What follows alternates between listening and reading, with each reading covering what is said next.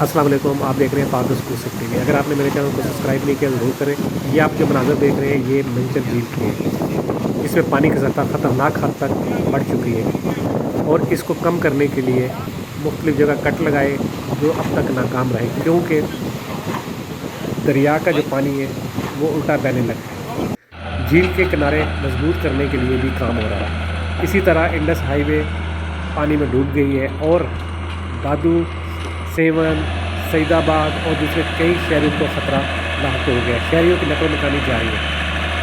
Mencher झील से निकलने वाले ताकतवर रेले तबाही मचा रहे हैं और मुख्तलिफ़ इलाकों में जो अब तक के दादोशुमार हैं 1.5 लाख अफराद मुतासर हुए। एक जानिब झील के किनारों को मजबूत किया जा रहा है तो दूसरी जानिब सईदाबाद में और सेवन में, दादू में जो है लोग उनके मवेशियों को मजबूत मकाम पर मुंतकिल किया जा रहा है। कंबर शहजाद कोट और दूसरी कई इलाकों में भी पानी पहुंच गया है, जिसकी वजह से जो है सैलाबी सूरत हाल बन गई है।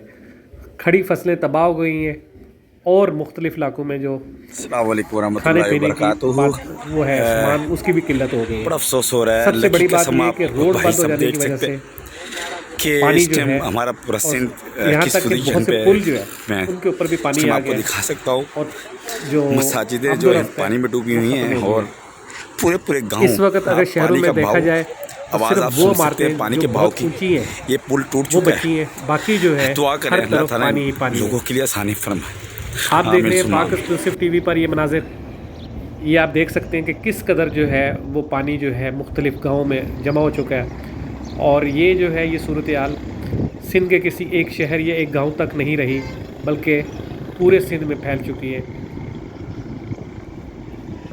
रेलवे ट्रैक भी बंद है, जिसकी वजह से गुज़िश्ता तकरीबन 10 दिन से जो है वो ट्रेन की आमदोरफ्त भी बंद हो चुकी है। और दूसरी जानिब जो है पानी है वो बढ़ता जा रहा है, उसमें कमी नहीं हो रही। गांव के जो लोग हैं बहुत सी जगह जो है इमदादी सामान भी नहीं पहुंच पा रहा क्योंकि रास्ते बंद हैं। और सिंध हुकूमत का दावा है कि वो हर फर्द तक पहुंच रही है, लेकिन जब ग्राउंड की बात की जाए तो बहुत से जगह ऐसी हैं जहां अभी तक कोई भी इमदाद नहीं पहुंची। सैलाब मुतासरीन बहुत परेशान हैं और वो इस बात के मुंतज़िर हैं कि उनकी मदद की जाए और वो इमदाद के लिए राह देख रहे हैं गवर्नमेंट की और समाजी अदारों की। देखना ये है कि इस सैलाबी सूरत हाल में कौन उनकी मदद करता है और किस हद तक करता है। आप देख रहे हैं पाक एक्सक्लूसिव टीवी। अगर आपने मेरे चैनल को सब्सक्राइब नहीं किया ज़रूर करिएगा। देखते रहें पाक एक्सक्लूसिव टीवी। ये है अब तक की ताज़ा तरीन अपडेट।